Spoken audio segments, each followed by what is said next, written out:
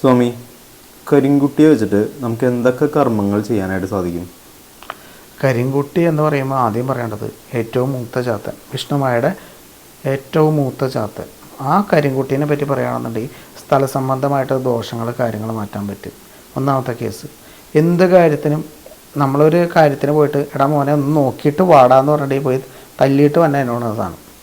അത്രയും പവറായിട്ട് നിൽക്കുന്ന ആളാണ്. ഒന്ന് പോയി നോക്കിയിട്ട് വാ എൻ്റെ ചാത്തന്മാരെ എന്ന് പറഞ്ഞിട്ടുണ്ടെങ്കിൽ കരിങ്കുട്ടീനെ വിട്ട് കഴിഞ്ഞിട്ടുണ്ടെങ്കിൽ ചാത്തൻ കരിങ്കുട്ടി അവിടെ പോയി കഴിഞ്ഞിട്ടുണ്ടെങ്കിൽ എൻ്റെ പൊന്നുണ്ണി കരിങ്കുട്ടിയോട് പോയി കഴിഞ്ഞിട്ടുണ്ടെങ്കിൽ വരുന്നത് ചിലപ്പോൾ തല്ലിയിട്ടായിരിക്കുള്ളൂ. അത്രയും പവറാണ്. ആ ശക്തിനെ വെച്ചുള്ള കർമ്മങ്ങളിൽ നടക്കാത്ത കേസില്ല. പക്ഷേ അതിനെ വെച്ച് പ്രയോഗം ചെയ്യുന്നവർ വളരെ കുറവാണ് ഇപ്പോൾ. എന്നുവെച്ചാൽ കരിങ്കുട്ടി എന്ന് വെച്ചിട്ടുണ്ടെങ്കിൽ അത്രയും പവറായിട്ട് നിൽക്കുന്ന ആളാണ്. ഏറ്റവും പ്രധാനപ്പെട്ട എന്തെങ്കിലും കാര്യങ്ങൾ നടക്കാതിരിക്കുന്ന സ്ഥലങ്ങളിൽ മാത്രമാണ് കരിങ്കുട്ടീനെ വെച്ചുള്ള കർമ്മവും കാര്യങ്ങളും മറ്റുള്ള കർമ്മങ്ങൾ ചെയ്യുള്ളൂ. ആ കരിങ്കുട്ടിയുടെ കർമ്മത്തിനും അതിൻ്റേതായ കർമ്മങ്ങളും രീതികളും കാര്യങ്ങളൊക്കെ ഉണ്ട്. ആ രീതിക്ക് ചെയ്യുമ്പോഴാണ് അതിനനുസരിച്ചുള്ള മാറ്റമുള്ളത്. കരിങ്കുട്ടി ഇറങ്ങിക്കഴിഞ്ഞാൽ എന്ത് കാര്യവും നടക്കാത്ത കേസ് അവിടെ തീർപ്പായി എന്നാണ് പറയണത്. അത്രയും പവറായിട്ട് നിൽക്കുന്നതാണ് കരിങ്കുട്ടി. കരിങ്കുട്ടീനെ വെച്ചാൽ സ്ഥല കച്ചവടം ഒന്നാമത്തെ കേസ്, കുടുംബ പ്രശ്നങ്ങൾ കാര്യങ്ങൾ, അല്ലെങ്കിൽ പിന്നെ ഒരാളായിട്ടൊരു ബഹളവും കാര്യങ്ങളും, അങ്ങനെ കുറേ കാര്യങ്ങൾക്ക് വേണ്ടി നമുക്ക് കരിങ്കുട്ടീനെ ഉപയോഗിക്കാം.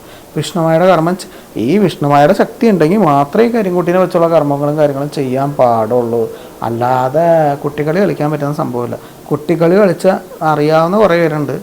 കളിച്ചവർ അമ്പലമൊക്കെ കെട്ടി അങ്ങോട്ടൊക്കെ വെച്ചുകൊണ്ട് പോയി. പിന്നെ കുറച്ചാൾ കഴിഞ്ഞ് ഒരു 5 വർഷം കഴിഞ്ഞപ്പോൾ അമ്പലം, ഇപ്പം നമ്മൾ ഇന്നൊരാളെ വിളിച്ചൊരു പുള്ളി പറയാറുണ്ട്, ഞങ്ങൾ അവിടെ പോയി അന്ന് കർമ്മം ചെയ്തിട്ട് വന്നതാണ്, ഇപ്പം അന്ന് അമ്പലം പോലും കാണുന്നില്ല.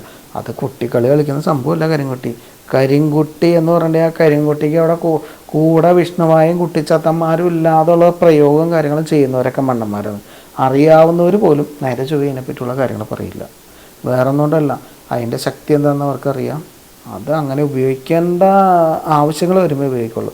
സാധാരണക്കാർക്കോ അല്ലെങ്കിൽ പിന്നെ അതിൻ്റെ രീതിക്കനുസരിച്ച് ചെയ്ത് കഴിഞ്ഞിട്ടുണ്ടെങ്കിൽ ചെയ്യാൻ പറ്റും. ഉപാസനയുള്ളവർ മാത്രമേ കർമ്മങ്ങളും കാര്യങ്ങളും ചെയ്യാൻ പാടുള്ളൂ. അത് എൻ്റെ ഒരു അപേക്ഷയാണ്. വിഷ്ണുവായുടെ അനുഗ്രഹം എപ്പോഴും എല്ലാവർക്കും ഉണ്ടാവട്ടെ. ശ്രീ വിഷ്ണുവായ നമഃ.